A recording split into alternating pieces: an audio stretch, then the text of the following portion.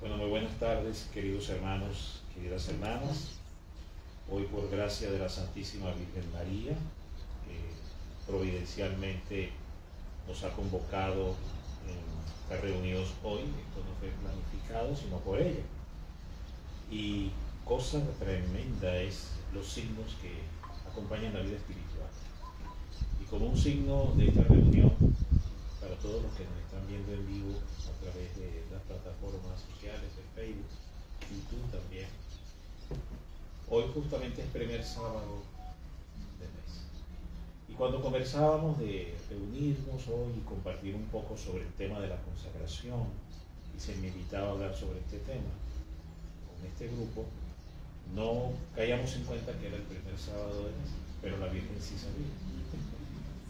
Entonces, como primer sábado de mes, pues corresponde hablar un poquito, porque la importancia de que Jesús, en el año 1930, a Sor Lucía dos Santos, en el convento de Pontevedra, en España, le pidió reparar 5 grandes ofensas que se cometen contra el Inmaculado Corazón de la Santísima Virgen María. Y hoy estamos acá entonces para conocer más de la Madre, amar más a la Madre, disponer nuestro corazón para reparar también hoy toda la Iglesia Universal en muchas partes, porque esta tradición, pues, repito, viene ya desde el año 30, de los años 30, y la Iglesia ha hecho un esfuerzo porque entonces Jesús lo pide, porque es mandato de Jesús, diga, es mandato de Cristo, reparar y consolar el corazón de su madre. Cuando Jesús aparece el año 30, Sor Lucía no le dijo ni le preguntó si le parecía bien o si le parecía mal. Le dijo, quiero. Diga, Cristo dijo, quiero que se repare el corazón de mi madre. Entonces es mandato de Cristo, por eso dije es mandato de Cristo, y debemos obedecer a Cristo. Por tanto tenemos que reparar el corazón de su Santísima Madre. Tal vez una de las señales o pasaporte, si lo quiere ver así, que le va a permitir a usted o a cualquier persona poder entrar en el cielo, es haber consolado y reparado el corazón de la Virgen. Una de las cosas más tremendas que, diga conmigo, debilita el corazón de Jesús, es amar a su madre. ¿Quieres conseguir grandes cosas? ¿Quieres conseguir grandes milagros? ¿Quieres conseguir lo que por otra vía es difícil? Ama primero a su madre. Consuela primero a su madre. Que cuando te acerques a Jesús, Jesús te vea, Jesús te mire y te diga, adelante, pasa, adelante. Jesús te vea y te diga, alguien me ha hablado mucho de ti. Señor, ¿quién? Y Jesús te vuelve a mirar, face to face. Mi madre me ha hablado mucho de ti. Eso es tocar el lado flaco del corazón de Jesús. San Luis María Griñón de Montfort, en el Tratado de la Verdadera Devoción, que hemos traído hoy algunos ejemplares para los que desean adquirir el libro, este que es el libro más odiado y perseguido por Satanás sobre la faz de la tierra. Quemó la primera parte y sobrevivió esta parte y estuvo escondido por 126 años. Fue finalmente descubierto y de ahí viene justamente la verdadera devoción al Inmaculado Corazón de María. Ese que la Virgen va a decir también a los pastorcitos en Fátima. Digan conmigo, la Virgen dijo, Dios Padre, quiere salvar al mundo. Y ahora paréntesis, diga Colombia, Venezuela, todos los países del mundo, México, través del establecimiento de la devoción a mi Inmaculado Corazón. Por tanto, ¿de qué manera Dios Padre quiere salvar a Colombia? Estableciendo primero ¿qué? La devoción ¿a quién? Al Inmaculado Corazón de María. Por tanto, entonces, aquí entra en juego una doctrina muy, muy importante, que es la doctrina monfortiana de San Luis María Griñón de Montfort, porque nos enseña cómo amar con verdadera devoción al corazón inmaculado de la Virgen. De ahí la importancia, pues, de tener este libro. Entonces, vean ustedes, la Virgen, Jesús le dice a Sor Lucía que se reparen 5 grandes ofensas. Hay 5 grandes ofensas que, repito, se cometerán contra el corazón de la Madre, que las tengo yo, las busqué ahora mismo. Y estas 5 ofensas, que dice aquí, son las siguientes. Mire usted. Si esto el demonio logra hacerlo con una sociedad, el comunismo triunfará. Este mensaje que he venido a hablarles hoy es muy importante, porque es importante para Colombia y es importante para todos los países del área. Todos sabemos lo que está pasando en Latinoamérica. Todos sabemos.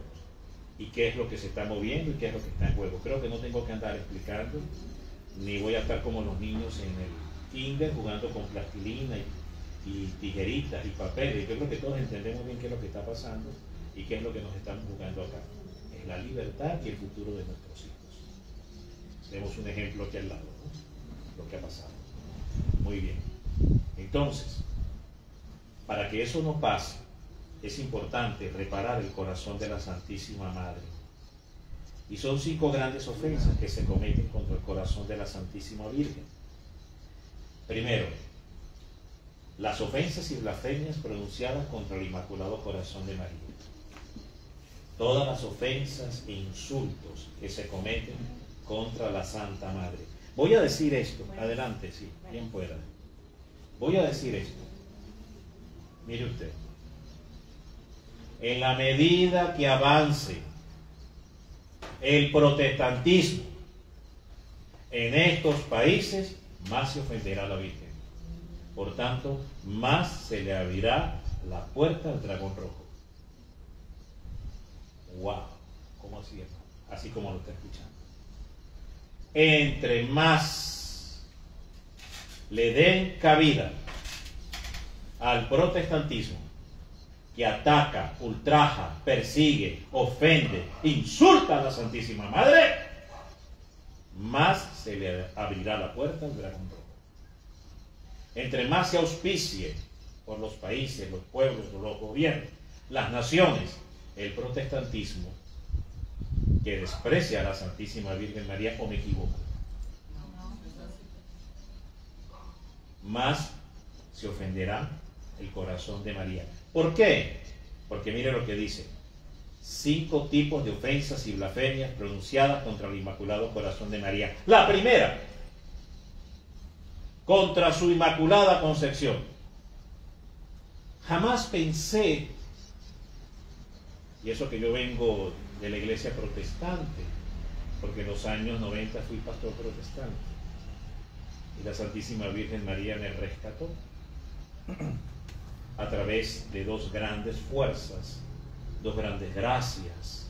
Una, la consagración al Inmaculado Corazón, que la Virgen le había hecho, que mi madre había hecho siendo yo muy niño, a su corazón inmaculado. Mi mamá me llevó a una capilla de la Virgen, a una iglesia de la Virgen, y me consagró a su corazón inmaculado.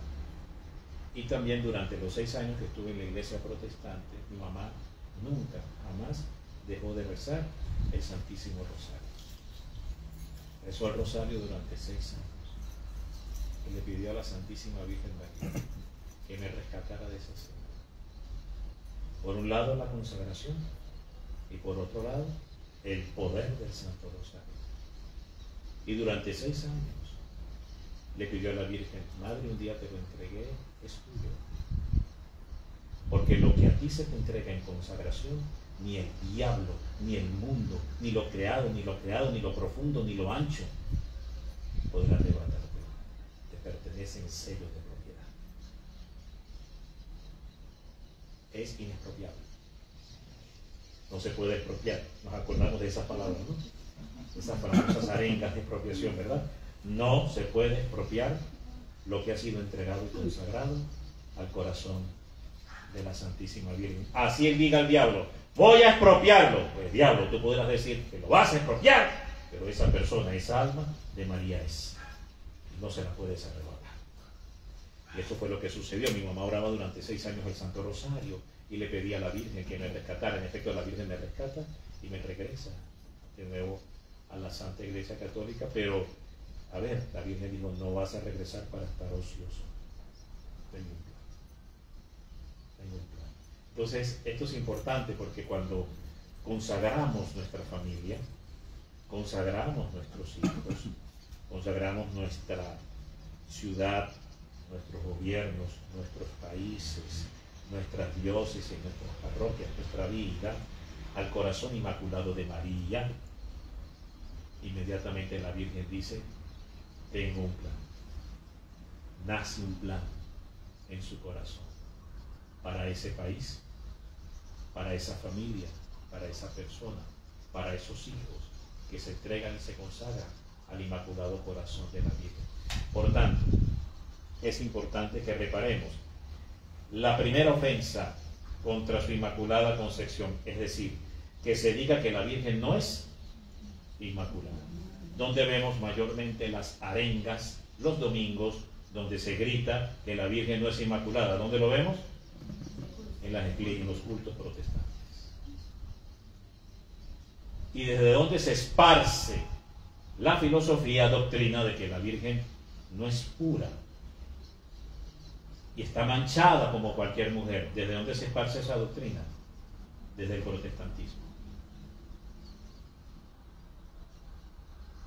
¿Por qué creen ustedes que después de que Brasil fuera librado de manera impresionante en los años 60 del comunismo, y fue una manifestación de fe impresionante a través de la consagración al Inmaculado Corazón y de la fe del pueblo brasilero en los años 60, y Brasil fue librado del comunismo, iba a entrar, y hoy vemos de nuevo que esa amenaza resurge. ¿Por qué? Porque más o casi el 50%, 40% de Brasil ahora es protestante. Entonces, esto es serio. Y es tan serio que estoy diciéndolo en base a lo que Jesús le dijo a Sor Lucía. Esto no lo estoy inventando yo. No es palabra mía. No es queja mía. Aunque a mí me duele y me quejo también, pero es principalmente queja ¿de quién? De Jesús el Señor. Entonces prosigue. No solamente que pongan en duda la pureza del corazón de María y lastren contra ella de esa forma, sino también contra su perpetua virginidad. ¿Qué es lo que más escuchamos en los cultos protestantes? Que la Virgen no es. ¿Y se lo enseñan a quién? A los niños que van a esos cultos. A ver, ¿yo estoy mintiendo hoy? ¿Estoy diciendo mentiras? Ay, hermano, usted debe trabajar la unidad. Usted debe estar sensible, abierto, a que todos con ellos digamos, juntos como hermanos, miembros de una ¿qué? Iglesia. Exacto, iglesia. No de un Cristo mutilado. Ojo con la canción. Entonces, hay que decir la verdad. La unidad es en base a la verdad, no en base a la mentira.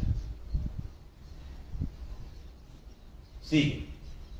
Tercera ofensa contra su maternidad divina, donde se dice y se enseña que María no es madre de Dios, y vemos cualquier cantidad de doctrinas herejes, profanas, que incluso llegan a decir que ya incluso Jesús no es hijo tampoco del Padre.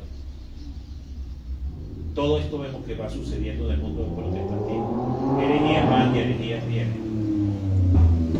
Entonces se pone en duda su inmaculada concepción, se pone en duda su maternidad y se pone en duda también su rol de ¿qué? De madre.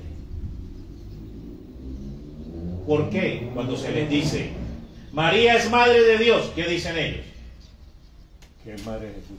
Que es madre de Jesús, exacto. Y cuando usted le dice y Jesús es Dios, ¿ellos qué dicen? Usualmente siempre dicen que son la misma persona, entonces hay una contradicción. Claro, ¿cómo no va a ser María madre de Dios? Entonces entran ahí en una dubitación y como decimos nosotros, a patinar en el aceite, ¿no? Para allá y para acá, no hayan que hacer. Pero Jesús es Dios, sí es Dios, pero entonces si Jesús es Dios y Él nació de ella, entonces si ella es madre de Dios, si Jesús es Dios, sí o no. Sí, hermano, pero es que ya va y empiezan a retorcer las escrituras. Poner en duda la maternidad también de la Santa Madre. En el capítulo 2 del Evangelio de Juan, el autor sagrado, en el pasaje de la boda de Caná, 4 veces se refiere a María como madre.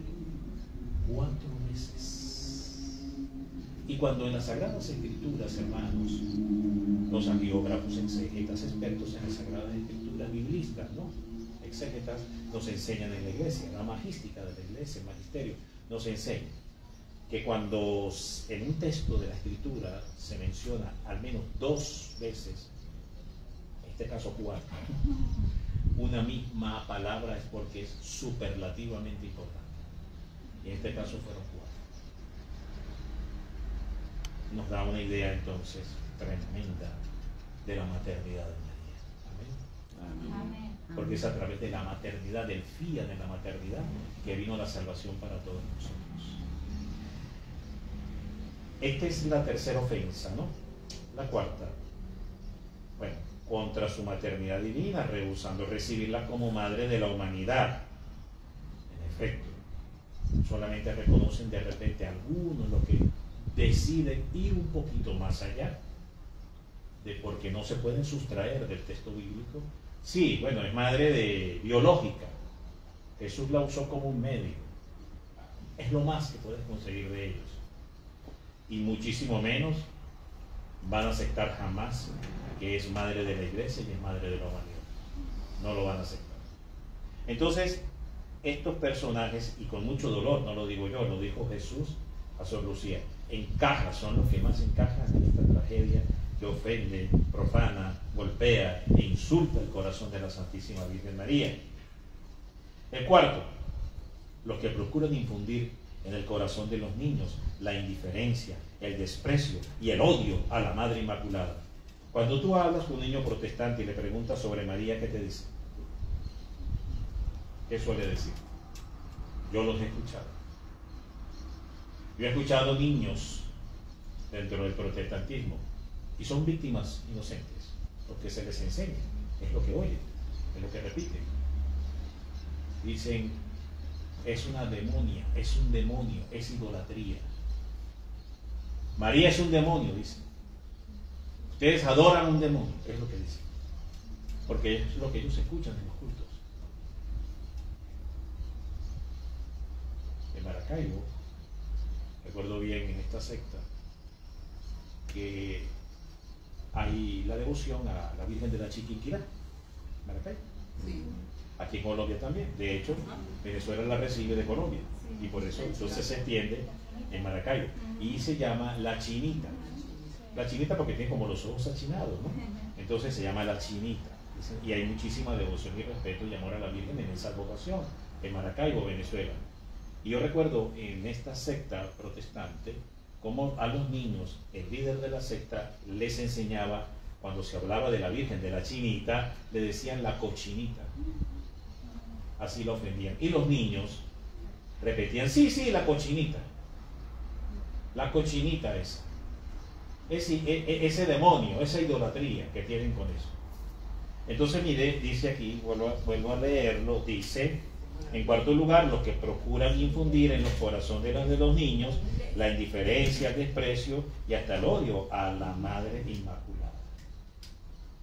Y finalmente, y ustedes me dirán, este es el tema más recalcitrante, Este es el otro tema. Y finalmente, los que la insultan en sus sagradas imágenes.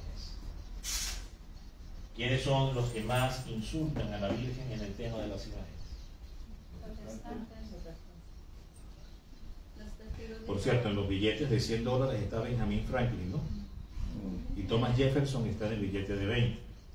Entonces usted le dice, mire pastor, yo le voy a regalar un billete de donde está Benjamin Franklin, pero como la Biblia dice que toda imagen es idolatría y que no debemos hacernos ninguna imagen, ni en el cielo ni en la tierra, entonces hay que romper este billete, pastor. Hay que romper el billete de Benjamin Franklin, que dice $100. ¡No lo hagas! Ah, sin vergüenza, ven para acá. Entonces el billete que tiene la imagen, sí, no hay que romperlo. Pero entonces, esta imagen que representa a la Madre de Dios, sí.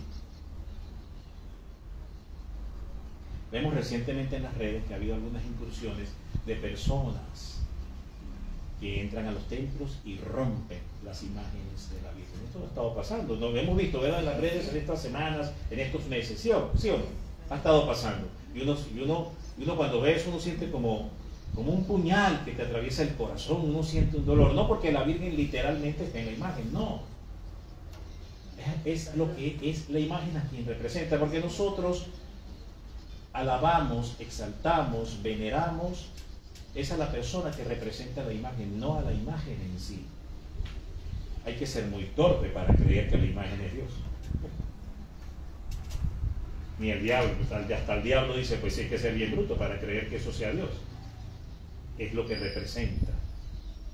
Y hacia donde eleva el espíritu a través de la imagen, pero no porque la imagen sea Dios en sí. Pero ellos insisten que somos idólatras y adoramos al demonio, porque tenemos imágenes de la Madre del Señor, tenemos imágenes de la Madre de Jesús. Además, esos textos del Antiguo Testamento refieren a una cultura, un espacio y un tiempo que vivió el pueblo de Israel. El pueblo de Israel acababa de salir de Egipto, más de 400 años. Estaba totalmente imbuido, trastornado, transformado en la cultura egipcia, donde adoraban esfinges, pájaros, culebras, cocodrilos, cualquier cantidad de animales. Todo lo adoraban. Era una cultura politeísta totalmente. Y entonces, claro, había que limpiar el pueblo, estaba infestado, estaba contaminado. Había que hacer un lavado profundo. Y por eso entonces establecieron estas normas mosaicas de no inclinarse, no adorar estas falsas deidades, pero nunca se refería y nunca se refirió a Jesús y a María. Amén. Amén. Y no quiero hablar del tema de los diezmos porque aquí no habla hoy de ese tema. Porque dentro de las 5 ofensas, pues Jesús no habló del tema de los diezmos. Pero es estas 5 grandes ofensas que se cometen a la Madre. ¿Y qué tiene que ver todo esto con la realidad social, política que yo estoy viviendo y que puedo llegar a vivir? Pues tiene que ver todo, querido hermano, querido amigo, querida amiga. Porque una de las causas por las cuales el comunismo entra a destruir y dañar los pueblos es cuando se debilita y se erosiona por parte del pueblo la devoción y el amor a la Santísima Virgen María. ¿Quién es la gran enemiga de Satanás? Y si se debilita la devoción a la Madre, se pierde la devoción a la Madre, se insulta, se ofende, se pisotea la devoción a la Madre, ¿quién espiritualmente se fortalece? Adelante. Gracias. Muy buenas tardes. Entonces es muy importante el tema de la preparación de las 5 ofensas. Es una gran, diga conmigo, una gran muralla, católica para contener el avance del mal sobre los pueblos, sobre nuestros países. La reparación urgente por estas 5 ofensas e improperios e insultos a la Virgen María. Esto es clave. Esto es clave. ¿Quién le dio a la Iglesia el triunfo en la cruz? Jesús, claro. Pero ¿quién le da a la iglesia? Permite que la iglesia, una iglesia fiel, mira, se lo voy a explicar de esta forma. En el momento de la pasión del Señor, donde se define todo, nuestra salvación, nuestro futuro, todo se estaba definiendo en la cruz del Calvario. Habían dos iglesias. Una, 10 hombres, porque uno le traiciona y otro está al pie de la cruz. Y los otros 10, ¿dónde estaban? Escondidos. Entonces, una es la iglesia de ¿qué? Del miedo, de la huida, de la cobardía, de la traición, de la confusión. Y hay otra iglesia donde solo estaban 3. Estaban 3 porque había una mujer que les dio la fuerza de la fidelidad y de la perseverancia final. Esa mujer que les dio la fuerza de la perseverancia final fue María. María había comunicado a Juan el discípulo amado, a María de Cleofás, ¿verdad? ¿Y la otra quién era? Magdalena, de la que habían salido 7 demonios, ¿correcto? Les había comunicado el don de la perseverancia en la prueba máxima. Vino del corazón de María. Los otros apóstoles van a entender esto es más adelante. ¿Dónde lo van a entender? En el Pentecostés.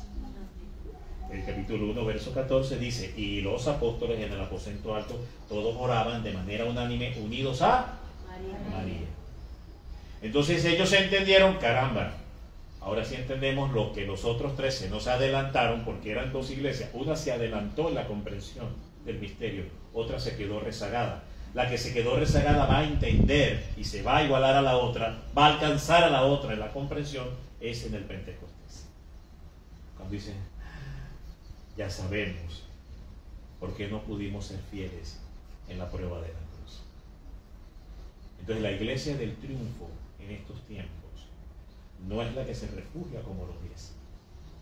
La iglesia que la Virgen de Fátima profetizó, con la cual va a triunfar, que dijo la Virgen, al final mi inmaculado corazón triunfará. Entonces la iglesia del triunfo en los países contra el comunismo es la que permanece fiel a María en la cruz.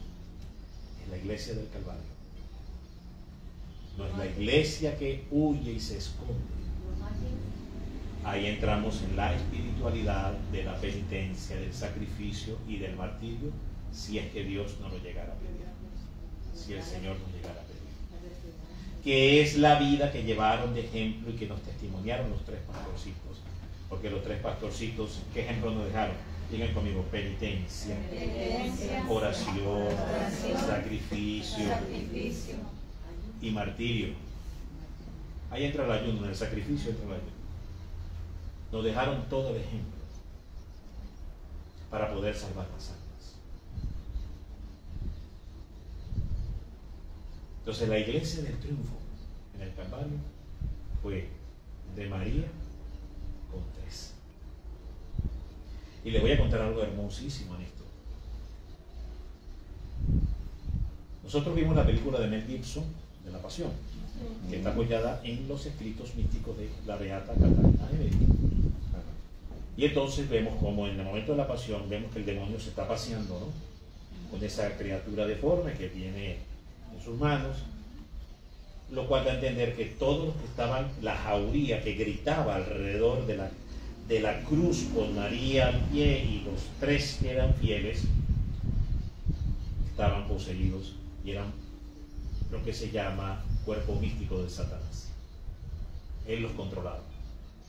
Entonces Catalina Emmerich dice que Satanás sintió una gran rabia y enojo contra María y pone en el corazón de varios que estaban ahí lanzarle piedras a la Virgen, apedrearla. Ya Jesús había hecho la entrega universal a Juan. Ya Jesús había consagrado a Juan y a María, porque ese es otro tema. quien consagra, entrega en grado de totalidad a María, a Juan. No es María ni es Juan, es Jesús. Entonces es orden de Cristo, mandato de Cristo, voluntad de Cristo, misterio de Cristo, que recibamos a María en casa. Es decir, que nos consagremos a su corazón inmaculado y dar la vida por ella si es necesario. Juan ya había recibido la encomienda de la consagración hecha por Jesús. Fue una consagración sacerdotal en el altar de la cruz del Calvario. Y cuando Juan, con el espíritu despierto, se da cuenta que van a apedrear a la madre, él se abalanza sobre el cuerpo de la Virgen, la cubre con su cuerpo y él recibe las pedradas. Él recibió todas las pedradas. María de Juan. ¿Qué es eso? Lo que hoy pudiéramos entender como apologética mariana. Defender a la Virgen de las pedradas que se le lanza desde muchos lugares y cultos contra la dignidad, la majestad, la pureza, la inmaculez de la Santísima Madre. Y los 5 primeros sábados son diseñados por Jesús para esto. Los 5 primeros sábados de los 5 primeros de 5 meses, de los 5 meses, correcto, reunirnos para hacer la oración, la penitencia, el sacrificio, la Eucaristía, el Santo Rosario, con la intención, porque debe haber la intencionalidad. Eso determina la dirección del Espíritu hacia donde va dirigida la oración. De la intencionalidad de reparar estas 5 ofensas cometidas. Si así lo hacemos, hermanos, si así lo hacemos, estaremos fortaleciendo la muralla espiritual de nuestros países. Por eso es muy importante esta devoción. Y en los países donde se ha abandonado o se ha debilitado esta devoción, están más presos en caer en grandes crisis políticas, sociales y económicas. De la importancia en esta lucha espiritual que estamos viviendo. La batalla la gana la Virgen, sí, no hay duda, está profetizado que va a ser así, pero ¿qué pasa? Podemos dilatar ese triunfo, podemos prolongarlo si no hacemos el trabajo que tenemos que hacer. Hay un trabajo que tenemos que hacer. La decisión es nuestra. La decisión es nuestra. La importancia de reparar.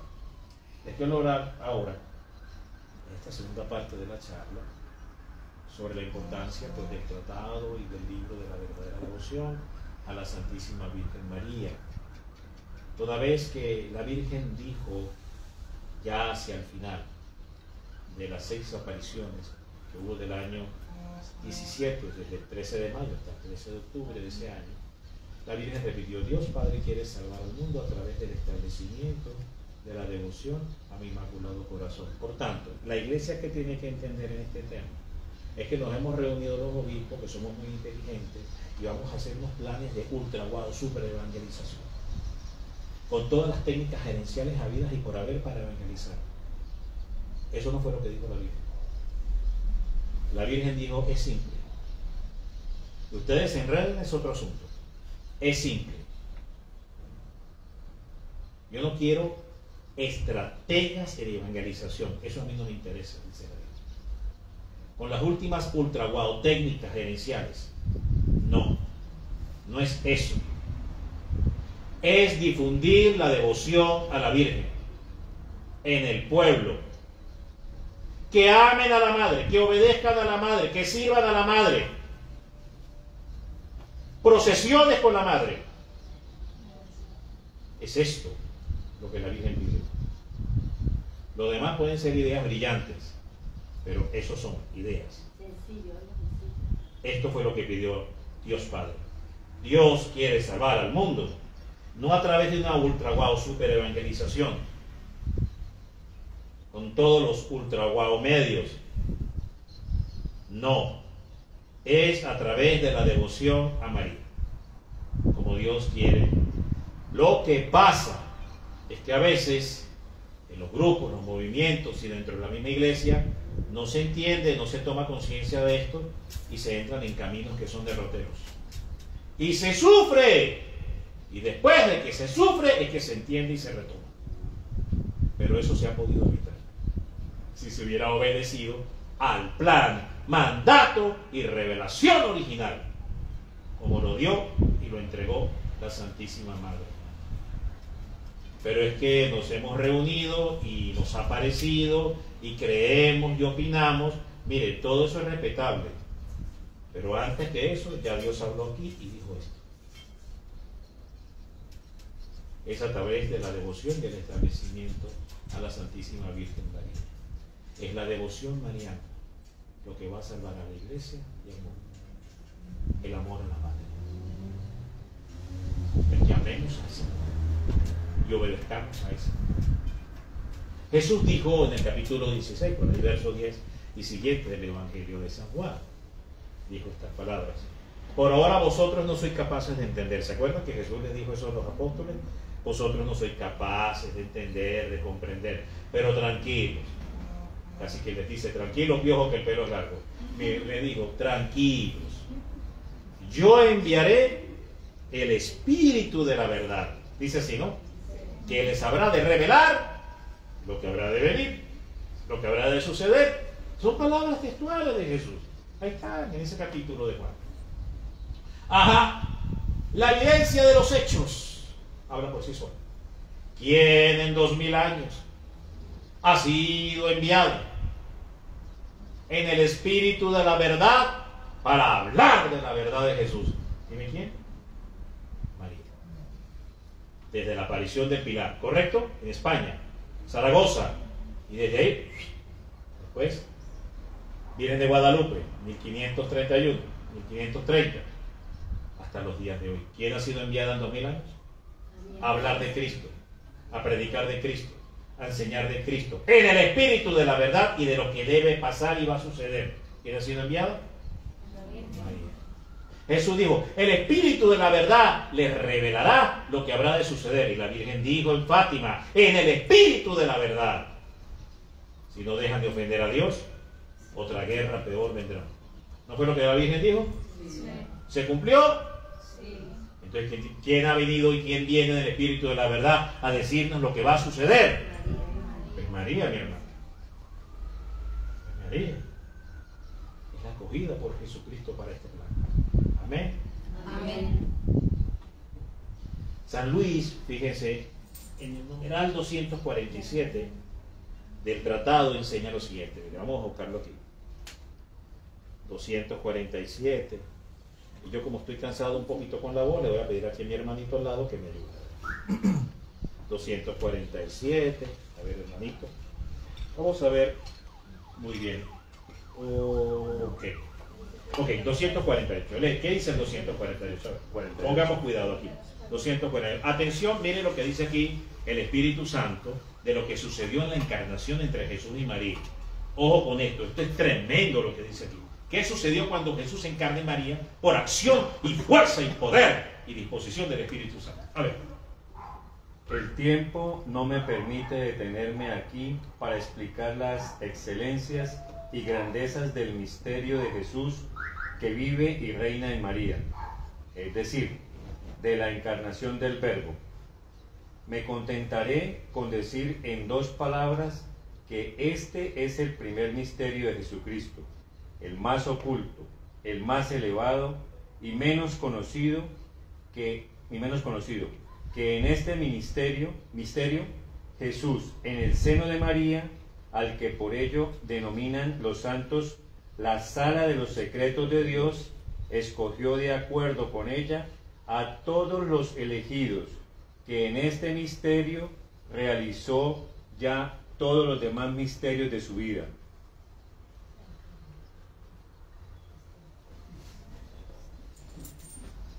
Como le quedó el ojo, hermano. Pues Mariano, diga.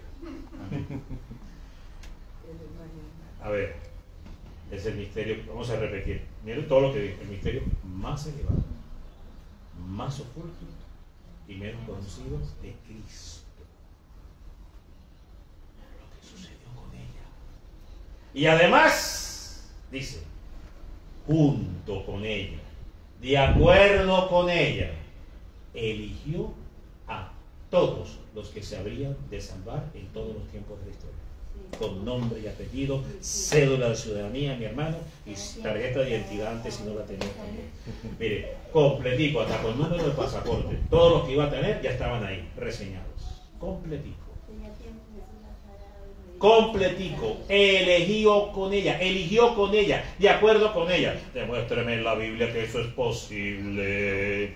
Diría un protestante, ¿no? Bueno, y usted no se ha leído el capítulo 18 del libro de Mateo, donde Jesús dice, donde dos o más se reúnen en mi nombre, yo ahí me hago presente.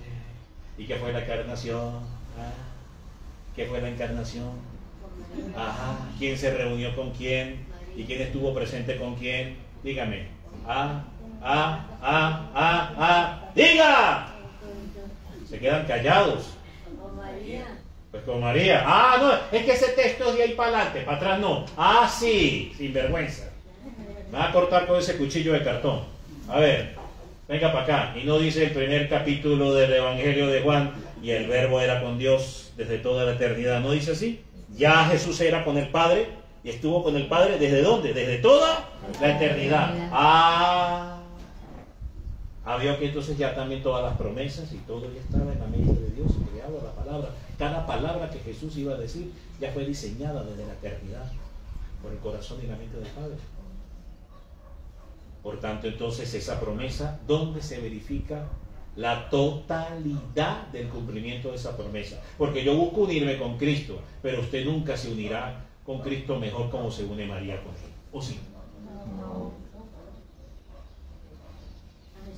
Porque usted y yo, sin María, jamás nos pudiéramos unir en la manera como ella, sin mácula, sin mancha y en perfección total, se puede unir con su hijo. Amén. Amén. De hecho, dice el tratado de la verdadera devoción. Pero quiero comparar unos aspectos de aquí, a ver, porque para no apoyarme en mi frágil memoria. Dice, muy bien, al que denominan los santos la sala de los secretos de Dios. Me encanta este título de la Virgen, ¿no? La sala de los secretos de Dios. María, hoy decirle así a la madre, está la madre de Guadalupe, mi madre. Tú eres la sala de los secretos. Es cualquier cosa, mi hermano. Agárrame ese trompo por la uña. A ver si puedo. Mire qué tremendo esto. La sala de los secretos de Dios. Es decir, ¿qué significa la sala de los secretos de Dios? Aquí San Luis dice que los santos de la iglesia dicen que ella es la sala de los secretos de Dios. Significa que la Virgen conoce los secretos de Dios. Los conoce.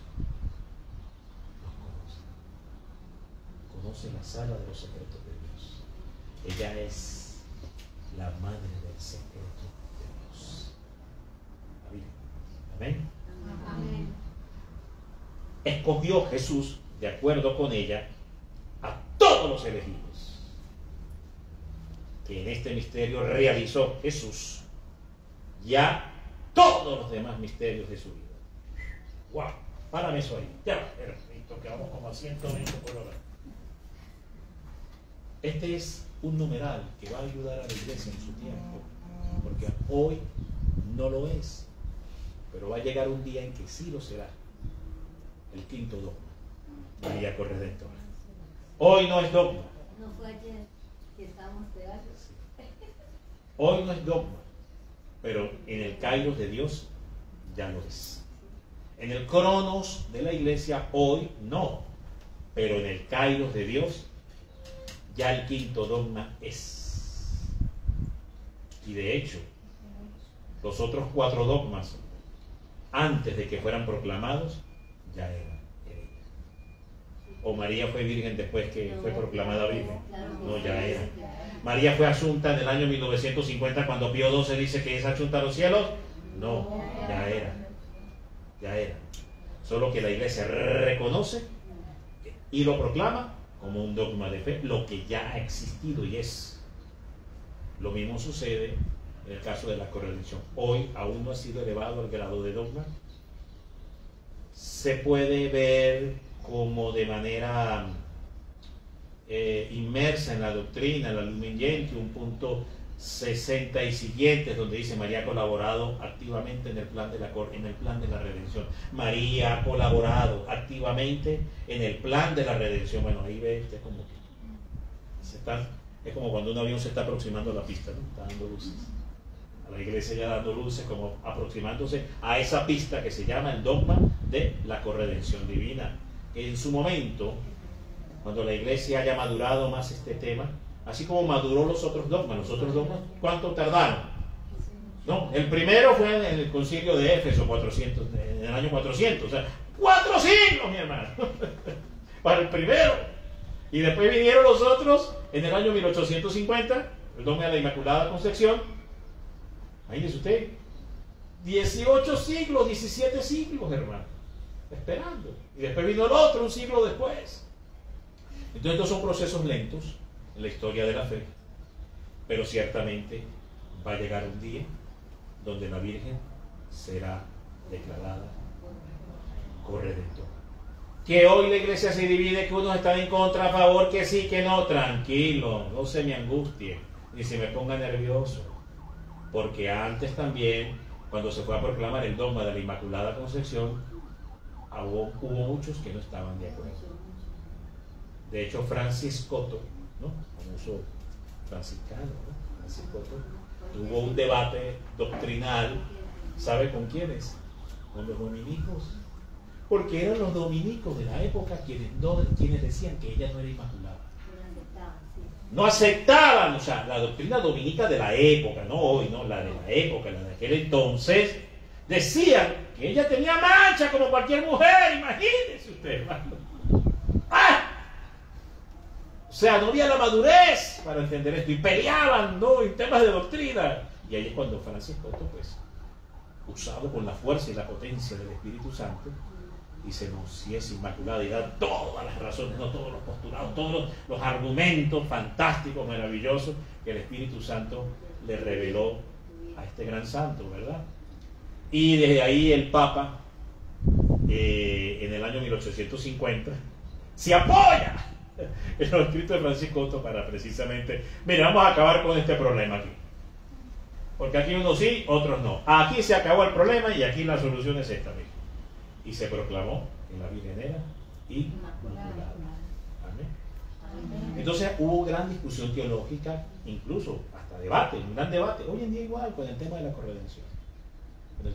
Unos teólogos hasta muy reconocidos dicen que no, otros dicen que sí. Bueno, vamos a ver, tranquilo. Eso es como todo, ¿no? Eso es como cuando el niño está en el vientre y no se sabe si es niño o es niña. Tranquilo, ya van a ser y ya vamos a saber quién es. No se preocupe. El otro tema. Digo, que no me vaya a dormir, hermano. Tranquilo. No me vaya a dormir. El otro tema importante sobre la consagración al corazón, pues, de la Santísima Virgen María, que nos enseña, pues, el Santo Tratado. Miren, es este tema 140, ya te voy a decir, nos habla de la importancia de que por qué tenemos que recurrir, pues, a la Santísima Virgen María. Muy bien, creo que es el 144. Aquí lo tenemos. Muy bien, 144. Ok, aquí está. La Santísima Virgen es madre de dulzura y misericordia y jamás se deja vencer en amor y generosidad. Viendo que te has entregado totalmente a ella para honrarla y servirla, y te has despojado de cuanto más amas para adornarla, se entrega también a ti plenamente y en forma inefable. Correcto. Entonces aquí habla de que cuando nosotros nos consagramos a la Virgen María, ella se entrega a nosotros plena e inefablemente. Pero de parte nuestra tiene que haber una opción. Despojo. Diga conmigo, despojo. Despojarme. Diga otra vez, despojarme de mi deseo, de mi voluntad, de mi ímpetu, de mi criterio, de mis propias luces, por muy luminosas, por muy brillantes, por muy fantásticas que a mí me parezcan. me debo despojar. Si así lo hago, ella, la Madre de Dios, se entrega en grado de totalidad a mí cuando nos consagramos a ella. Y sigue el tratado y enseña, para ir culminando. A ver, hace que te abismes, es decir, que te sumerjas en ese abismo. Hace que te abismes en el piélago de sus gracias. Te adorna ella a ti con sus méritos. Te apoya con su poder. Te ilumina con su luz. Te inflama con su amor. Te comunica sus virtudes. Y dentro de sus virtudes, la Virgen nos comunica su humildad, su fe, su pureza. Y además se constituye en tu fiadora. Y aquí en Cúcuta es difícil conseguir fiador, ¿no, hermanos? Porque nadie paga. Nadie paga. O sea, todo el mundo queda con la cabulla en la pata, como decimos por acá, por estos lares. Pero mire, aquí usted tiene un fiador que no falla, hermano. Mire, se constituye en tu fiadora. Muy bien. Tu suplemento y tu todo ante Jesús. Amén. Amén. Por eso dice San Luis que la Virgen es el lado flaco de Cristo. Es el lado flaco de Ella Cristo. sabe cómo llevar.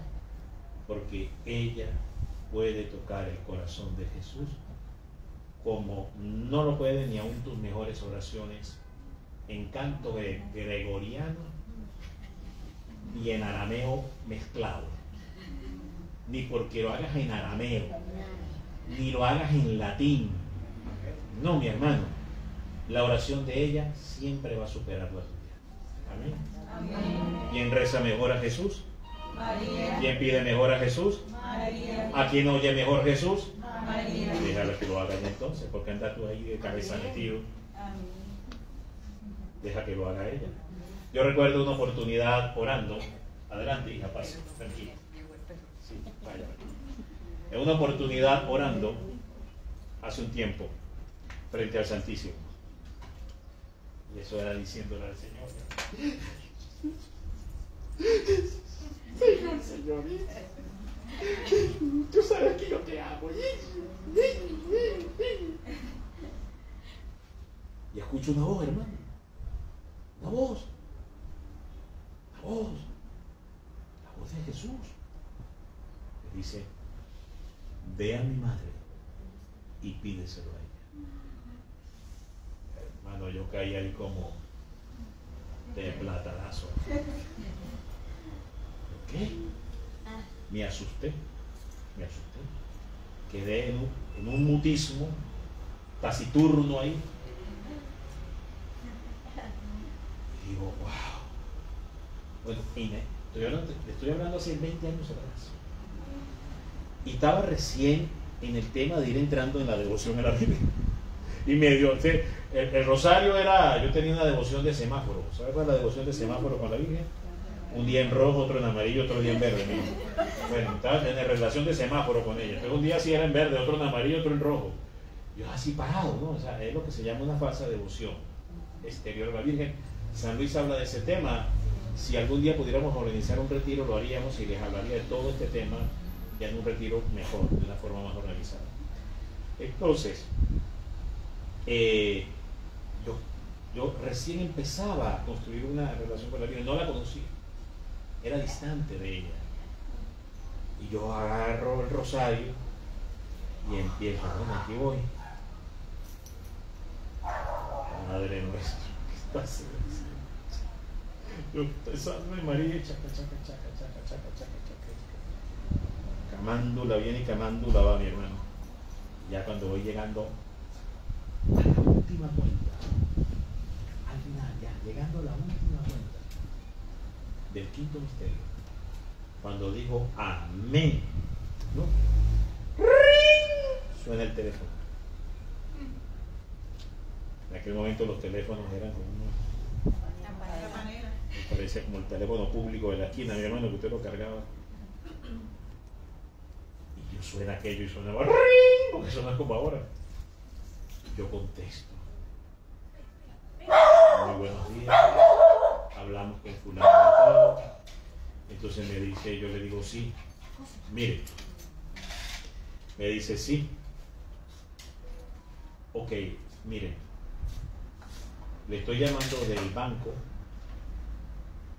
para decirle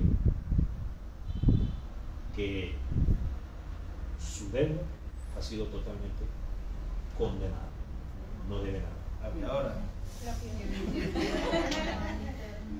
Y yo, ¿cómo? ¿Cómo? Entonces la muchacha entró un poco más de confianza y me dice, hubo reunión de junta directiva, doctor Pablo, y no sé cómo fue esto porque esto nunca ha pasado. Pero usted le perdonaron la deuda, ha sido condonado.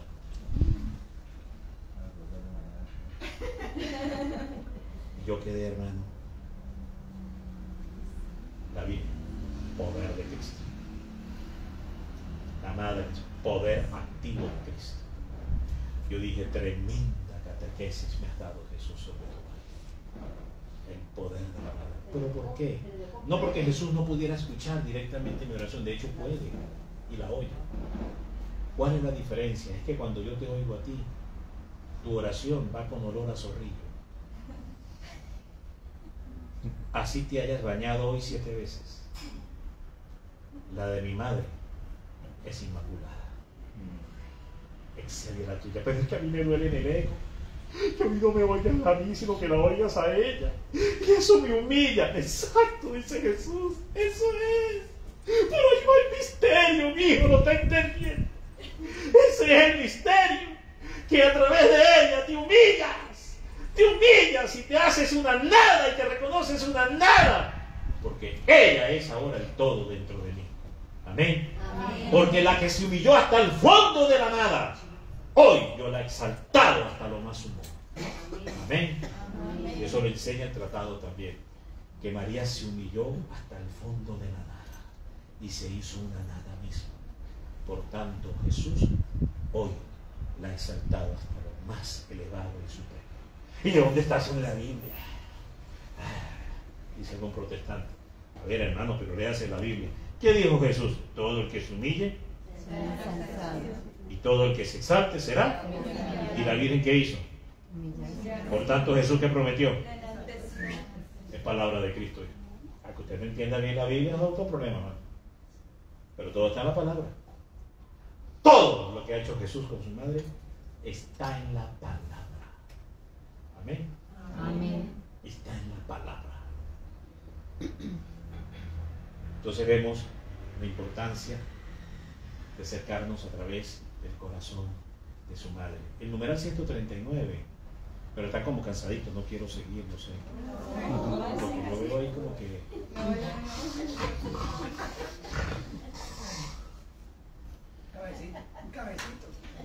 Ahora nos tomamos el cafecito, tranquila.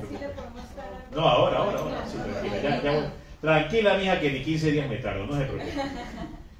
Entonces resulta que con esto sí termino.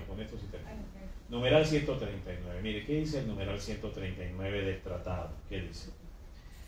Para no apoyarme, porque yo lo parafraseo, ¿verdad? Pero para no apoyarme en mi memoria frágil. ¿Por qué Dios inventó la escritura? Porque tenemos una memoria frágil. Por eso Dios inventó la escritura. ¿Amén? Porque existen las notarías. Si no, imagínense, ¿no? Numeral 139. Vean, mire lo que dice. Este buen maestro se refiere a Jesús. No desdeñó, es decir, no vaciló en encerrarse en el seno de la Santísima Virgen. Se refiere a la encarnación. Sí. Como prisionero y esclavo de amor. ¿Qué dice el Espíritu Santo? Que Cristo fue el primer prisionero y esclavo de amor de María. Fue el ejemplo que nos da el Evangelio. ¿Y dónde está eso en la Biblia? Pues le hace el primer capítulo, hace Lucas, el primer capítulo de Lucas, verso 30 y siguiente, dice, y el Espíritu Santo vendrá sobre ti, y el Santo Ser nacerá. ¿No fueron las palabras que Gabriel Arcángel le dijo a la Virgen, sí o no? Sí. Correcto, entonces ahí está en la Biblia. Por tanto, el primer prisionero y esclavo de amor de María fue Cristo. Me dejó el modelo, me dejó las pisadas, me dejó el ejemplo. Hagamos lo mismo. y seré igual a Cristo, actuaré igual que Cristo, pensaré igual que Cristo, me moveré igual que Cristo y tendré los mismos sentimientos de Cristo y seré otro igual a Cristo. Seré ultra guau, super cristocéntrico. Sigue. Como prisionero y esclavo de amor, ni de vivir sometido y obediente a ella durante 30 años. Ante esto, lo repito, si anonada la razón humana, si reflexiona seriamente en la conducta de la sabiduría encarnada, es decir, la acción que llevó a Cristo a encarnarse en ella,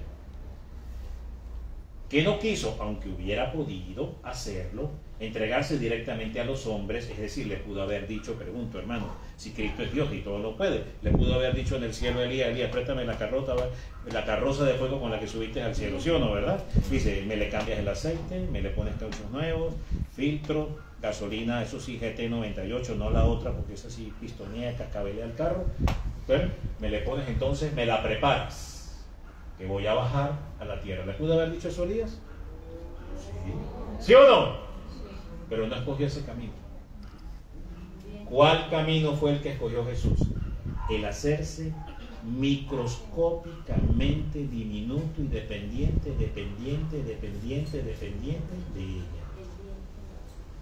Haz tú lo mismo. Hazte pequeño.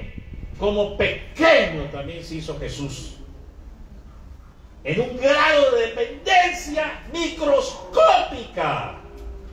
Así depende de ella. ¿Cómo lo hizo Él? Serás igual a Él. Pensarás igual que Él. Actuarás igual que Él. Y serás otro Cristo igual que Él. Eso se llama ser cristocéntrico. Amén. No lo que te predica el pastor en el púlpito. Sí, María. Entonces sigue. A ver, está bueno este numeral, ¿verdad? No, yo también cuando yo vuelvo y lo leo digo, uy, sacarroncha. No voy a usar una palabra que aquí en Colombia se dice con B, no lo voy a decir. Bueno, dice aquí, a ver, lo repito, si anonada la razón humana, si reflexiona seriamente en la conducta de la sabiduría encarnada, que no quiso, aunque hubiera podido, entregarse directamente a los hombres, sino que prefirió, es decir, el Sagrado Corazón prefirió, diga, el Sagrado Corazón decidió, prefirió este camino. Por tanto, yo debo preferirlo también, si quiero ser igual a Él. Esa es la verdadera consagración al Sagrado Corazón, ¿verdad? Esa es la verdadera consagración al Sagrado Corazón. No llegará Jesús sin María. Eso no. Ese salto paracaidístico no aplica. No aplica. A ver, sigue aquí. Prefirió comunicarse a ellos por medio de la Santísima Virgen. Ni quiso venir al mundo a la edad de un varón perfecto, es decir, a los 30 años. ¡Tatán, tatán! Aquí llegué. El mero mero. Humíllense, bastardos, que aquí está el Rey de Reyes. ¿Pudo haberlo hecho así? Pero no lo hizo así. No lo hizo así. Porque así lo quería Judas, ¿verdad?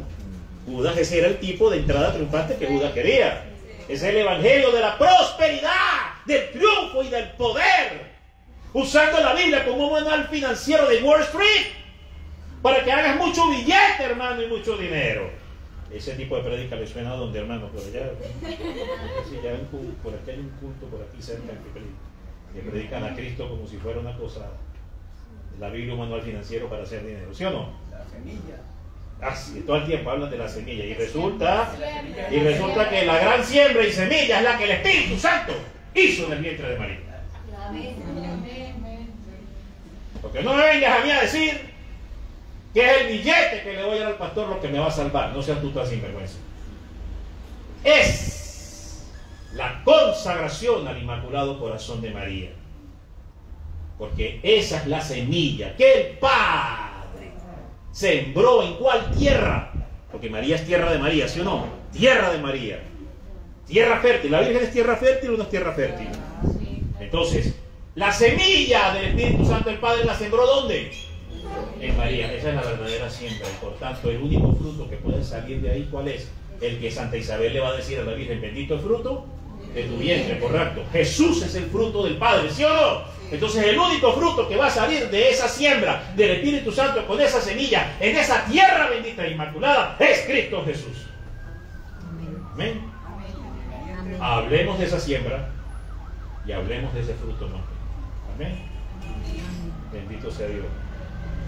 Uy, hoy sí le hemos dado porcorrones a los hermanos protestantes. Ay, bendito sea Dios. Ay, Dios, en misericordia, Señor. A ver, sigue aquí, a ver. Ni quiso venir al mundo a la edad de varón perfecto, independiente de los demás, sino como niño pequeño y débil, necesitado de los cuidados y asistencia de su Santísima Madre. ¿Cómo vino Cristo a la tierra? Digan conmigo, pequeño, débil, necesitado de los cuidados de María. Haz tú lo mismo y serás igual a él. Pequeño, débil y necesitado de María. Y seremos iguales a Cristo.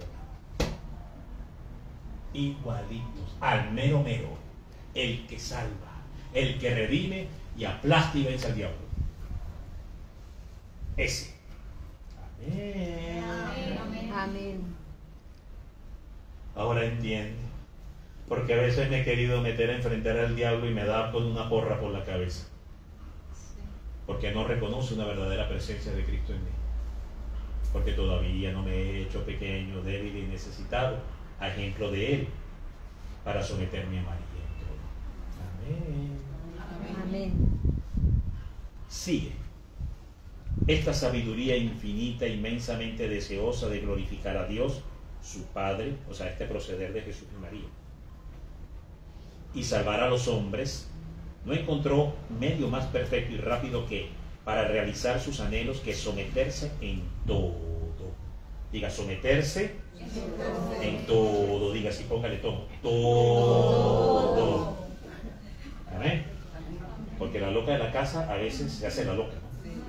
No, yo no escuché nada cuando usted dijo eso, no. Usted tiene que decírselo, ¿no? A la loca de la casa, esa del Teresita decía, ¿no? Que la mente era la loca de la casa. A ver, loca, venga para acá. Todo a María.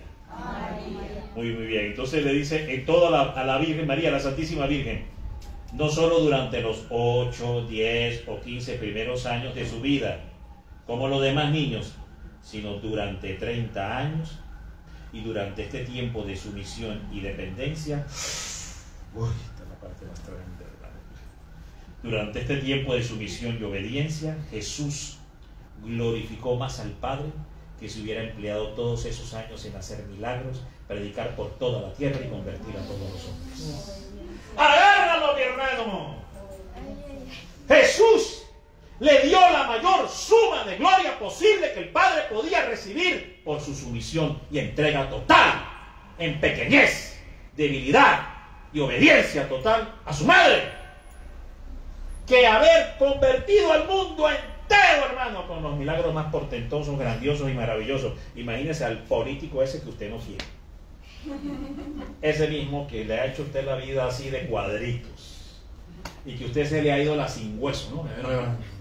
La sin hueso se le ha ido varias veces para bendecirlo. Varias veces la sin hueso se le ha ido para bendecirlo, ¿no? Imagínese eso, téngalo ahí, piénselo, y que venga Jesús y dice, a ver, voy a convertir a este desgraciado. Cuando digo desgraciado, porque le falta gracia. O cuando estamos hablando de un término despectivo, ¿no? Es un término teológico. ¿Ok? No el término de la calle, este es teológico, este término. Entonces, bueno, entonces dice, a ver, tráigame ese desgraciado para acá, que le falta gracia, que lo voy a convertir. Jesús dice, al chasquear mis dedos, te volverás inmaculado. ¡Chas! Jesús lo puede hacer, ¿verdad? Sí. Bueno, ¿a usted le parecía eso? ¿Le parecería eso un gran milagro? Uy, hermano, que sí que. Bueno, eso es nada comparado a la obediencia que Jesús le dio a María y por tanto le dio una mayor gloria al Padre. Y haber predicado por toda la tierra. Es un misterio enorme, hermanos. Concluye el numeral cortico, ya son 3 líneas lo que queda. Dice así: después de tantos y tan apremiantes ejemplos de la Santísima Trinidad, o sea, la manera como obra la Santísima Trinidad en la Virgen? Pregunta: ¿podremos acaso, a no ser que estemos completamente ciegos? La versión mexicana incluyó la palabra mensos aquí. ¿Ok? No, mentira. Muy bien. ¿Podremos acaso, a no ser que estemos completamente ciegos, prescindir de María, no consagrándonos ni someternos a ella para ir a Dios y santificarnos a Él? Hay otra versión del tratado que dice: ¿seremos acaso tan insensatos para no hacerlo ante esta evidencia? Damos gracias a la Virgen María por esta reunión. Gracias, queridos hermanitos, por la invitación que me han hecho. Siempre hablar de María es inagotable. Gracias por venir. Es un misterio que apasiona, enciende el corazón, y uno dice: yo no sé, Madre, un día me voy a terminar muriendo de amor por ti. Porque un día San Juan Pablo II, mira lo que le pasó. Porque todos tenemos escrúpulos. Dentro de la iglesia uno ve que hay gente escrupulosa. De todo nos pasa, en un grado o en otro. Con la Virgen María. No, ¿qué tal? Que primero Jesús, porque vamos a ofender a Jesús, que Él es la redención, Él es la gloria, no es María y tal. Y vienen todos estos temas, todas estas dubitaciones protestantoides, ¿no?, que se han metido ahí en la iglesia. Bueno, entonces, un día, pues ni siquiera el Papa Juan Pablo II, mira lo que le pasó, entró como el gusanillo del escrúpulo, de los escrúpulos, ¿no? Y entonces se acerca ante Jesús y le dice: ay, Jesús, Señor, tengo un problema. Tenemos un problema, le dijo. Buen siervo, ¿qué problema tiene? Como si ya Jesús no supiera, ¿no?, cuál era el problema. Le dijo: buen siervo, ¿cuál es el problema que tienes? Ay, Señor, que me da hasta pena decirte. Dime, ¿cuál es el problema que tienes? Dijo: Señor, es que estoy amando demasiado a tu madre. Sí. Ese era el problema. Entonces le entraron como escrúpulos. Estoy amando demasiado a tu madre. Y tengo miedo de amarla más a ella que a ti, ¿no? ¡Ah! Entonces Jesús se le ríe, hermano, ¿no? Jesús dice: tú amar más a mi madre que yo. Dijo: mira, tú nunca la amarás más de lo que yo la amo. Un aplauso a la Virgen. Estamos despedidos. El Señor les bendiga. Gracias, hermano, por haber estado en esta noche. Dios les bendiga. Amén.